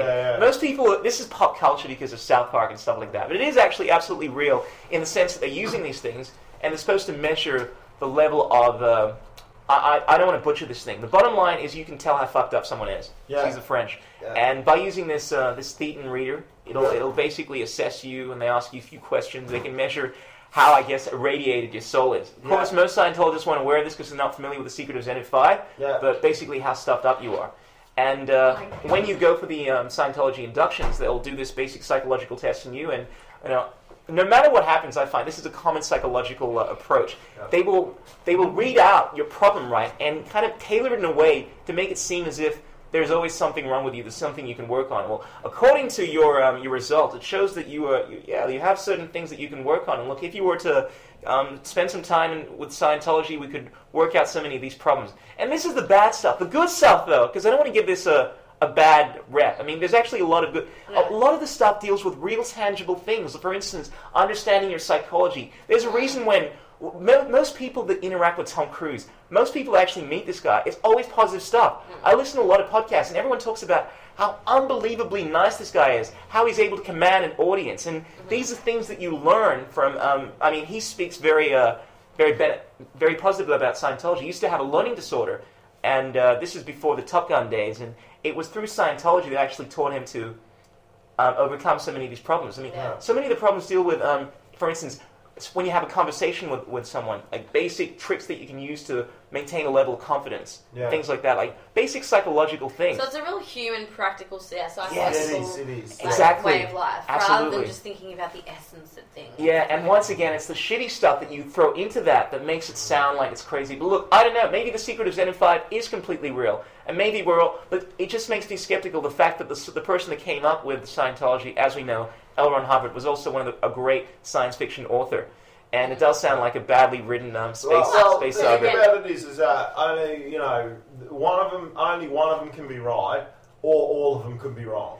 Or Scientology, I'm in line with Tessa. Yes, or they're all slightly obfuscated versions of the truth. But the fundamental idea within all the religions is that there is some greater force.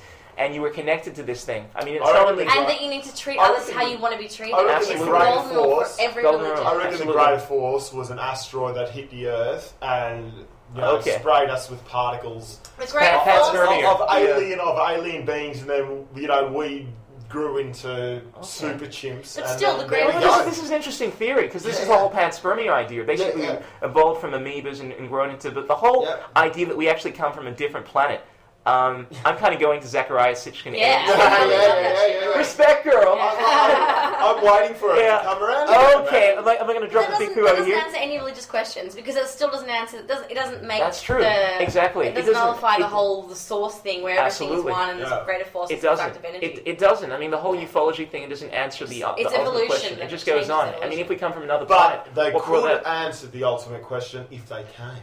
No, I don't think they know. Because they live in the same universe as we do. I would think that if they did came, they'd probably be around a while. No. Yeah. Well, here's the thing. Look, it's actually quite conceivable. Why does technology this is actually a very valid point. Here's the science behind it. This is not just from the crazy hippie people, but actually from the scientists. If a spacefaring civilization was able to travel to our galaxy, the fact of the matter is that they would need to have a tremendous advanced level of technology because they need to travel at the speed of light and all this kind of other stuff. Yeah, or greater than. And therefore, they would be far, far beyond us in years. This is the assumption. Because of the fact they have this technology, they would have had if they're, let's say, 1,000,000 years ahead of us. I mean, look at how much progress we've made in the last 100 years. If a civilization, a spacefaring civilization, was 1,000,000 years ahead of us, they would have not only grown in technology, but what generally happens is you grow in other areas as well. In the spirituality, hopefully. Obviously, we're not doing that now because we're all focused on the patriarchal scientific bullshit. We don't want to grow in the spiritual. Just trying to get our shit together before we can go into that, you know. But it's quite conceivable that they would be advanced in spirituality as well. Therefore, they may have not all of the answers, but they may have more of an answer as to the problems that we have. But because we're still living in the paradigm, whatever we want to call it, reality. Okay. We're still inside it. We're never going to be able to understand the perspective from outside, and so we'll never have the full answer. But maybe science will come up with something that allows us to see beyond, see into the. No, I think the only thing technological advances will give us is if there is a society, or we eventually do manage to figure out the whole time-space thing, because that's the thing that limits us. That's the thing that makes us exist in this thing. Is the whole thing that we're subject to time and space. Time and space. That seems to be its inflexible thing. If we figure out a way to transcend that, then I think that will give us a lot of ideas into the philosophy of nature of reality. That's what quantum mechanics is doing, right? The analogy of like type 1, type 2, type 3 civilizations, like I think I've said it before. Type 1 is being able to type 1 is being able to travel within inside your galaxy. Type 2 is being able to travel by the speed of light, so you can travel through other galaxies, and then Type 3 is being able to manipulate space-time, so you can travel to other sides of the universe. I've heard Michio Kaku explain it slightly different. I can't remember word for word, but it deals with you control over, let's say, planetary control. Then it goes to solar That's control. Correct. That's probably what it is. Higher control. Yeah, probably closer. Well, the three types. I mean, obviously, the last form is control over, I don't know, like the very space and time fabric. True, because it's control, and that's what sort of threw me off a bit, because it's sort of control. Like, the control that we're dealing with today is a scary thing in our society, because it's artificially invested control. It's not control necessarily for the benefit of everyone. For the benefit of everyone on the planet, it's control. Still there, but eventually that control could ruin the planet, which is completely the opposite of what we're trying to go for. But either way, you're talking about the way it's used, though. The fact that we have the ability to control it is what. I honestly just do not think that there are alien races going around the world blowing up planets and that because they can control things. I just don't. I think, but at a certain form of evolution, you do not go around destroying shit. That's the general idea. I don't know about that. Here's the thing: you guys have seen Prometheus, right? Okay. Yeah. Now, the general attitude that most people have, right, with advanced civilizations is that these guys are so sophisticated. I'm sure they would have learned to live in harmony and love each other. But look at the way that we treat lesser life forms on this planet. Look at the way that we treat animals, ants, and if we are any representation of that, when something is so unimportant, we basically don't have any regard for it. We step on it. Its consciousness doesn't matter to us. If you use that to represent how other massively advanced civilizations are going to treat us, they're not going to look at these guys. Can't even. These guys are retarded. There are no caged eggs anymore in supermarkets, are there? Sorry? There are no caged eggs in supermarkets anymore, are like caged eggs. Are you saying They're that out. are you saying that So we're evolving? that's what I mean. They're We're starting to beginning, evolve. That we're That's trying to completely get rid of factory farming. We're evolving. We're trying, but it's very hard because the economic system is I see what not you're saying. allowing us. But we are making progress. That we are obviously- making progress. Yeah. But do you think that one day we'll just switch and we'll go, well, fuck them? Like, I think that I we're don't making know. steps in the right direction. You know, I The don't reason know. why I disagree is because why is the line being drawn for in Sean's case of thinking that all of a sudden you cannot possibly be space societies by being bad. Yeah. Why is the line being drawn just because we can leave our planet? Well, okay. All of a sudden we're good. Why is that the technological Exactly. advancement? Exactly. Have we become Perfect better with our example. technology, Like, shouldn't or that have we happen become 100 worse years with it? ago? Perfect example Yeah. is if there was such thing as evil bad aliens, then I believe that we would not have a UFO phenomenon. We would have UFO fact, because there would be no reason for them to think that they need to hide themselves from us. You know, if they're coming down and they have evil intentions, they can just come and do whatever the They're fuck they both want. good and Who evil. Who says they're not doing it? Who says they're not doing that? Yeah, What about yeah, what about all the that's abduction reports? I mean, the general perception of aliens is not necessarily a good one, man. In No, fact, there are a lot of no. people that are very Well, because they're scared. You know, No, because they've had bad experiences, Monkeys, because they have no? recollections after going under hypnotic regression. They have bad experiences of being abducted by aliens. And yes, I know it sounds wacky, but what I'm saying is the perception is not necessarily a good one. And I hear what you're saying, but I don't know if I'm going to buy completely into the idea that once you become sophisticated, you automatically become good. Because have a look at the United States. If they're going to represent the prime example of goodness, they're bombing the crap out of. They've been to wars with over 100 countries over the last. I think the only How many correlation years? between the two is the Certainly. greater the ability and the power, the greater the responsibility. I was So waiting it for just- that. It just, Spider-Man, yeah, baby. it just provokes.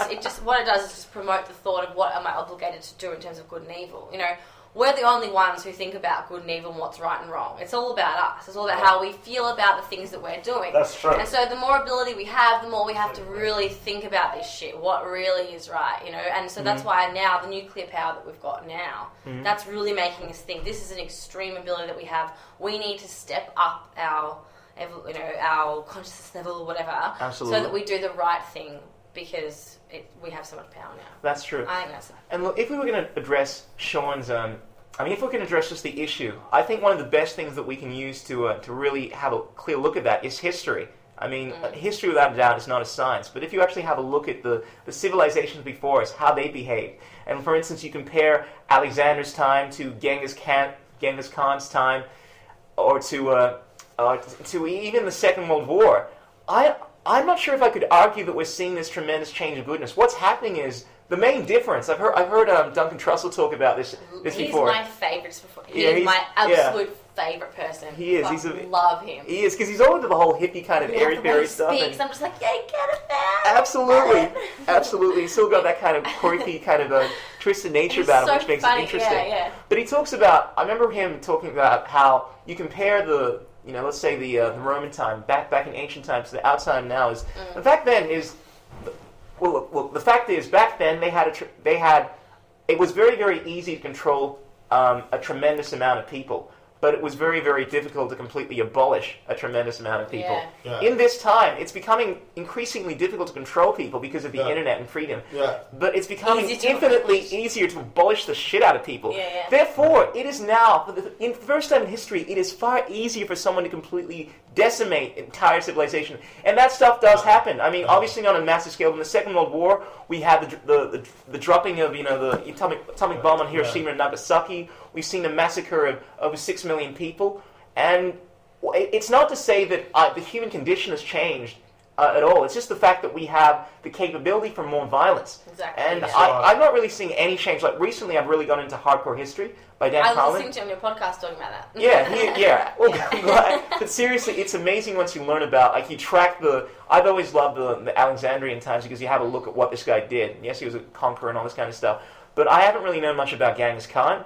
And you'd be thinking that, look, there's no way. I mean, they would probably be more sophisticated because this is 1,000 years later. But if anything, the Genghis Khan epic was far, far more intense and far, far more evil. I mean, this guy had this mentality where, look, this is the Genghis Khan mentality. I come to your village, I spread this idea. It's not a rumor, it's the truth that we don't take shit from anyone. You either bow down to us, otherwise we kill everyone. Therefore, if we come to your village and you decide to fight us, we're going to kill not only you, we're going to kill your children, your babies, we're going to give you the most amount of misery so that there's this precedent that's set that no one wants to mess with us. And basically what they did was they would, you either completely submit yourself to them and we rape the hell out of you and do what the hell we want, or we completely destroy you. Yeah. And the most fascinating thing about the Genghis Khan saga is that they were really not challenged by anyone in their time. They completely decimated everyone because they were so much more advanced in the way that they would use their horse archers, and they were so incredibly brutal. They make people like Julius Caesar. People talk about Julius Caesar as being the most evil person in history. Genghis Khan killed more people than anyone in history. Wasn't he the worst? I would say so. Absolutely. I mean, you're all familiar with the whole idea that look, if you're Asian, there's a 1 in 500 chance that you're a direct descendant of Genghis Khan. Yeah. The amount of damage this guy did in a few hundred years is freaking amazing. Yeah, right. And what's worse is that, I mean, I've always had this bad notion of history, or this flawed notion, right? Like, you have a look at Julius Caesar as being incredibly evil. And I've recently changed my attitude after going through the Dan Carlin podcast, because you look at what Julius Caesar was doing, and you compare it to people like Genghis Khan or Hitler, and it's actually not that bad at all. I mean, they were doing exactly the same thing, but Julius Caesar was actually being a nicer person. He was showing a tremendous amount of clemency. He was giving his enemies the chance to surrender. He was forgiving them and all this kind of stuff. People, as you go further in history, they don't show any favoritism at all. Yeah. Genghis Khan, Hitler. No, we're going to freaking kill you, every single one of you. In terms, they're more monkey brain. They're just absolutely.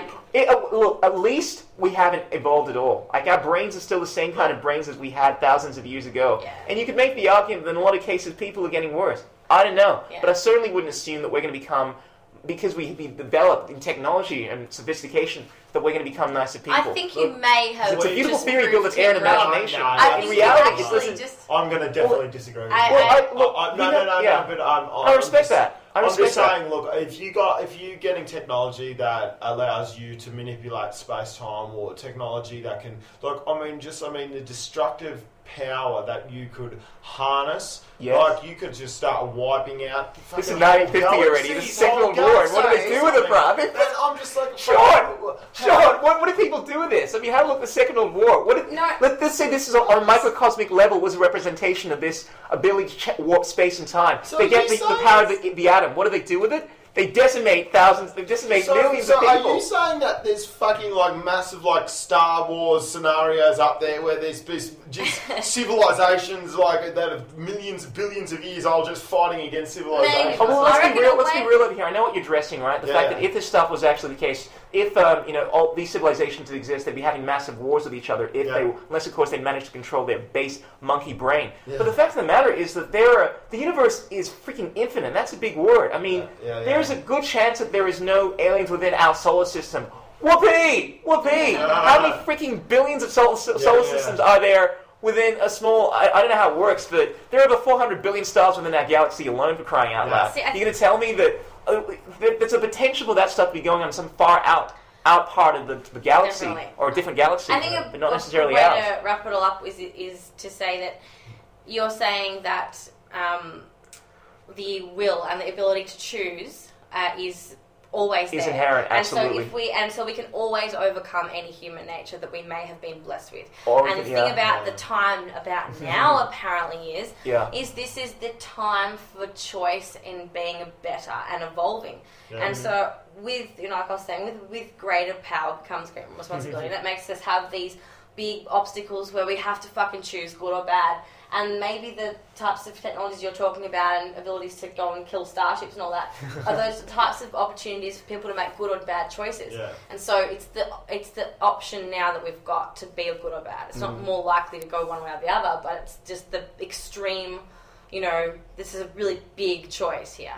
Well said, Tesser. Yeah. I really enjoyed myself in this. You guys have a great dynamic between the two of you. I mean, I think you're like the Duncan Trussell. You feel the very kind of hippie kind of right brain culture, and you're still very logical and zeitgeisty and practical in your ways. I just know that exactly right. there's a problem that we've got that we need to fix, and once we do that, anything is possible. See, I never talk about practical shit. That's very I'm all optimistic. really idealistic.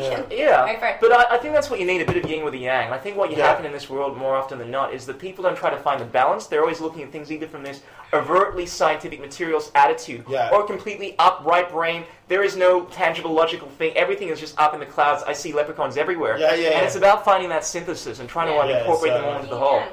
I think I was Googled the other day. I Googled why... You were Googled? Someone Googled you. Wow, you're getting famous, girl. I Googled why do countries invade each other? Because I was sitting there just seriously thinking, I can't understand...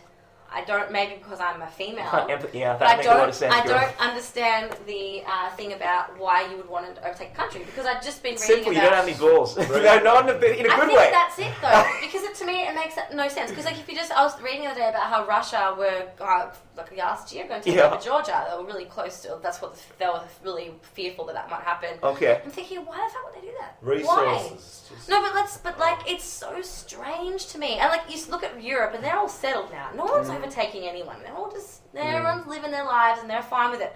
Why can't I think everyone Sigmund else do Freud that? would say that a man has the urge to find a mate and fuck as many girls as he can, and two, to become great. And because there is this underlying reptilian brain quality that some may, I'm going to say it is within the very lowest of brains that you want to conquer, that men have. I think that's why that you find the male species kind of so weird, though. leaning towards that. And I'm not saying everyone's like that, because we're all different. I don't want to generalize, but you do find there's a huge difference between females and males, and men are definitely more violent than girls. Yeah. That's why there's one thing we need more girls fucking running the show. Yeah, but here's my issue, right? I would always think that a woman in charge would be actually a really good idea, because they'd be a lot softer. But you find more often than not that these girls that come into power, like Hillary Clinton, they tend to, because of the nature of the industry, like I guess the whole environmental thing, they end up being so hard-ass and so much beyond even the most of the guys that once they get into power, you better watch out, because they're not these nice people you think they are. Also, Bill Clinton, during his stint in power, there wasn't, he didn't do much. So there was no wars around the world. No, not entirely true. He was still bombing the crap out of the Middle East. Yeah, I know. But every time you have a problem with Monica Lewinsky, let's launch some bombs in the freaking Middle East. Yeah, that's right. But I do hear what you're saying. Yeah, but like, I mean, so he wasn't necessarily the most aggressive president, and then she comes in, and then she's fucking ruthless. Yeah, I know. It's just it's just a manifestation of the system. That's just what. Anyway, we all need to find more balance and harmony. Absolutely. That's what I like about Tess. She's kind of like the rainmaker. She wants to cool things down. All this, airy fairy lovey. Let's all love each other. Respect, girl. Thanks, man. It's been a pleasure talking to you guys. Really enjoyed this. I know you're going to go, do you? I was listening to your podcast, and I want to help you out with a quote that you couldn't finish. Yeah, what quote was it? He's my favourite. I do remember that I couldn't finish a quote. What quote was it? It is, when you find yourself on the side of the majority, it's time to pause and reflect. Yes, and who it's was it by Mark Twain. Yes, he's one of my favourites. That is, that's a selling point. Great quote. That's like that's so cool, because it's usually me on the other end, like I'll hear Joe Rogan talking about a quote, or he pushes something like, no, it's not right, you're butchering it. Yeah. And there's always someone on the other end that they know exactly what you're talking about. Yeah, I'm like, and that's the cool. I'm listening. But that's really. I would love to have you guys on my podcast sometime. I've got like a real studio setup and everything like that. Do you want to do a little promo thing? Whatever you need to promote. Guys, my name's Krishna. Well, my name's actually Krishna, but I go by Krishna. That's my artist name.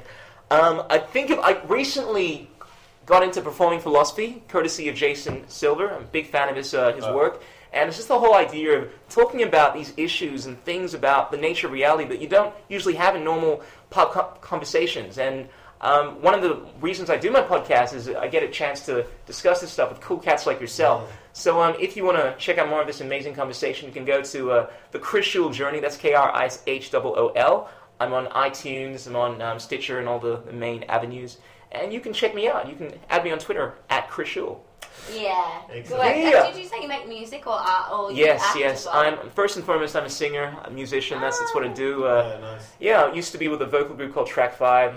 Toured around Europe, on MTV, all that kind of stuff. And recently broke off. I've been doing my own thing. Did Superfest last year. Made the top 10 out of about 60,000 people. Got to meet some really cool. Got to sing in front of Shaka Khan, some other really cool names. Have you got anything coming up? Are you doing anything soon? Yeah, I got a charity gig on the 20th. If you just go to krishna.com, all the details are there. Cool. But that's my main thing, so I'm kind of like intertwining the philosophies and the music, because they're all tied together. You find music is... music, and I find that the right-brain people tend to be very into the... I love this quote. Music is everything, because... Music is speeds as well. We as human beings, we are...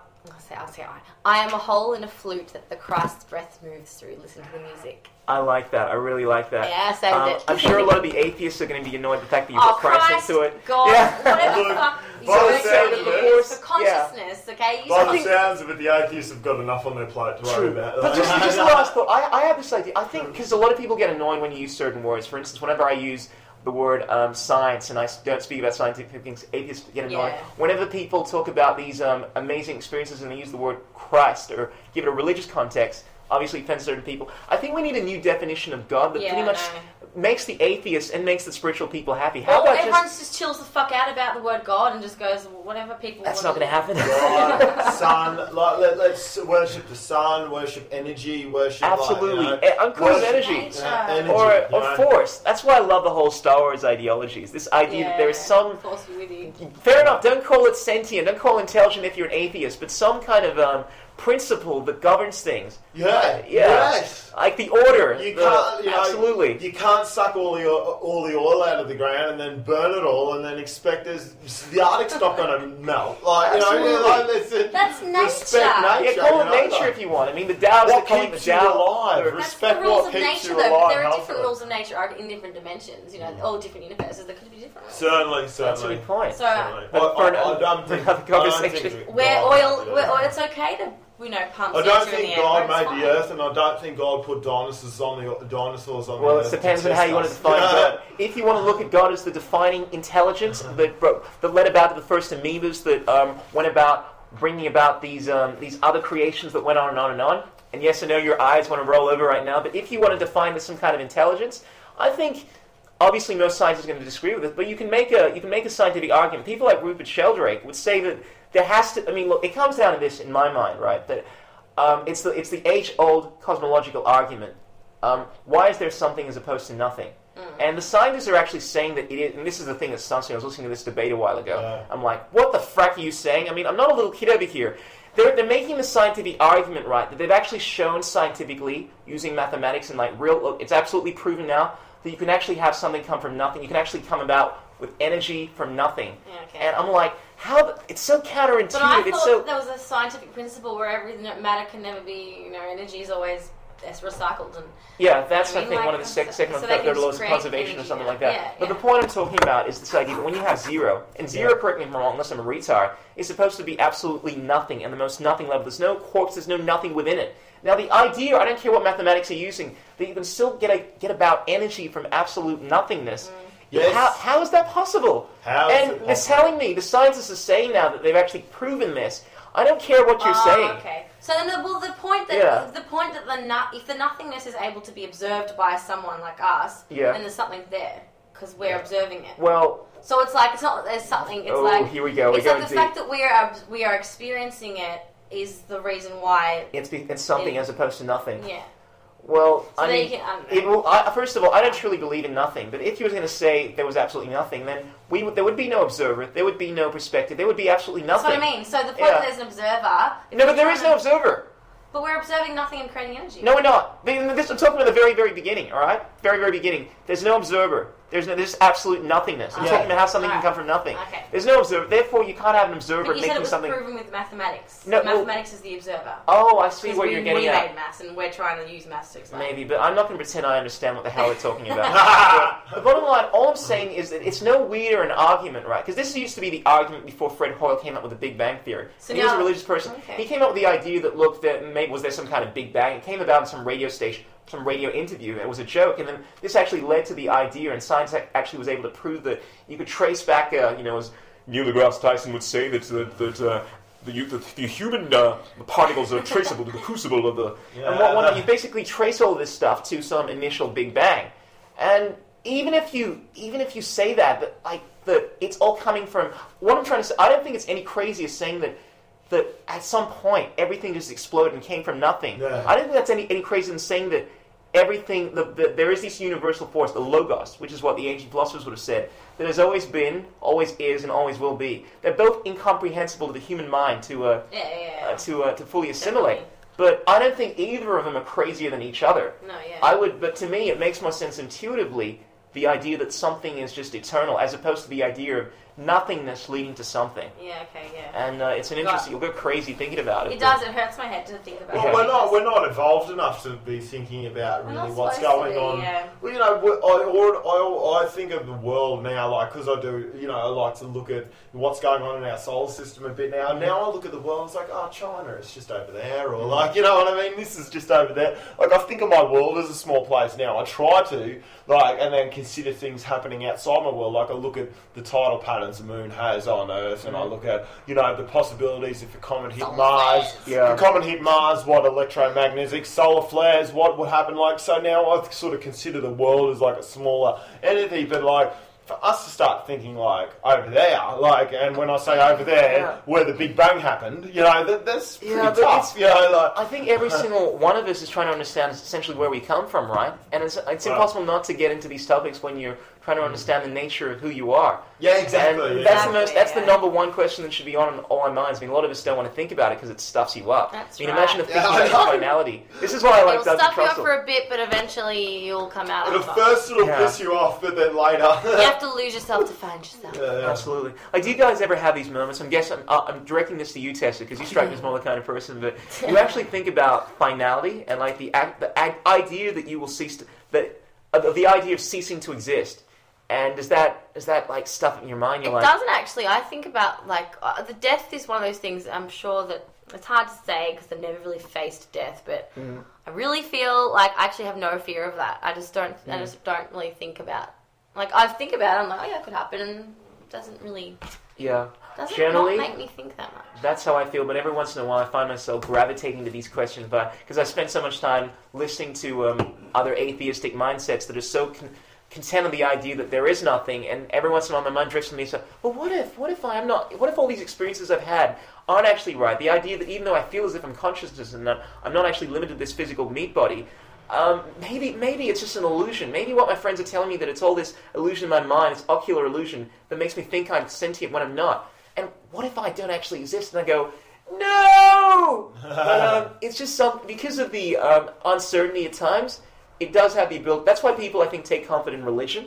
And look, I'm not saying this. I actually truly believe within my heart of hearts that there is more to reality than meets the eye. That I right now am here. I'm not just a combination of like many trillions of cells that somehow created some illusion where I'm conscious. I mean, me right now looking at you, the fact that I'm conscious of myself, to me asserts the idea that there is more to this physical world than just my physical body. I don't believe I'm just part of this thing. I'm kind of.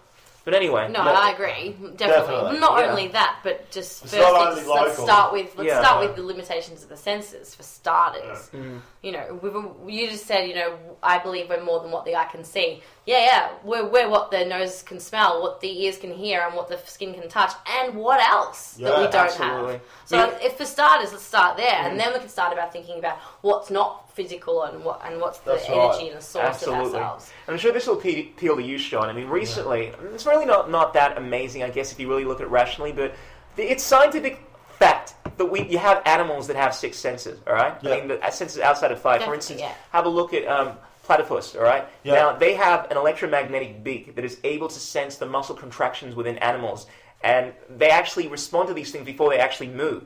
And that's like literally a 6th sense. So basically, before an animal actually moves, its neurons are fired in a particular way, and it senses those, or something on that level. It actually responds before that animal actually physically moves. Yeah. This is all through some electromagnetic sense. Yeah. Now, we know that animals have various senses like that. It's quite foreseeable that we know that dogs have hearing that is beyond the infrasound that we have. And snakes don't have hearing. You know, like, Absolutely. Is it that crazy to imagine that there are other colors that we cannot see, that there are other senses, there are other things out there that we're not able to detect with that instrumentation? Oh, I remember Degrassi's answer. He goes, there isn't any, it's unlikely that there are any things going on that science hasn't been able to develop an instrument to detect. So, for example, like electromagnetic forces. He's like, we've discovered that, you know, we detect that now, we can detect X-rays and that was his answer. Yeah, I'm like, fucking seriously? Exactly how I feel. I mean, the whole idea of science is to sky to know. It's all about learning more and more and more. And as you learn more, you assimilate that knowledge into what you have. To say that we have, and this is what has happened every century, we now have a complete understanding of physics, and there's nothing that can possibly ever throw us off guard. Quantum mechanics. Oh shit, we got to revalue everything. You go back a few hundred years earlier, same shit was happening. Mushroom bomb. Just mushroom bomb them all with psilocybin mushrooms. Yeah. Bomb all scientists. Just drop it in their water supply, and then let's see. I bet you though, even if those scientists had that experience, once they had come down to Earth, they would find a way of explaining what they had as some kind of mechanism of their brain, and they wouldn't want to. No. This is all. I hate that excuse. It's confirmation bias, and we all do it. But no one will see anything they don't want to see, and that's what it comes down to. And you have to believe in magic to see it. Yeah, maybe. And the problem is that because the scientists will always hide under this, look, we're open towards everything, but the reality is that they're not. I mean, the reality is that they have confirmation bias, and as a result, they won't want to look at these things. Yeah. Typical reason why Graham Hancock's information was shut down. Yeah. Anyway, guys, I don't want to overstay my welcome. It's been absolutely awesome. I really enjoyed this. Can't wait to hear that stuff. Definitely. Guys, you know, I'd love to have you guys come onto my podcast sometime. Will. You know, definitely. Thanks for coming, and thanks everybody for listening. Oh, this was still recording. I thought we shut this stuff down ages ago. No, man. No. It's still going, man. It's Okay. Are you embarrassed now? You said something wrong? I've got comfortable with saying silly stuff on my own podcast, you know, and then you find out someone was actually listening. There was one time, right, like I was doing this podcast, I had a few people, you know, that were tuning in online, and I thought, we stopped recording, right, this is on Ustream, but it was still live, and I started talking about my friend's girlfriend, and how he wanted to bring her along all the time. It really pissed me off because I just wanted to spend time with him. Good. And I'm like, Chris, I mean, your girlfriend's sweet and everything, but I don't want to. I mean, I just want to hang out with you. Like, this is guy time. Why the freaking hell do I want to spend my time with you? Chris Cool. This is a different Chris. We'll get Chris on our podcast. Oh yeah, Chris Cool. He's a cool dude. I hope so. Yeah, I'm kind of annoyed though because he's in your circles. He's usurped my kind of name.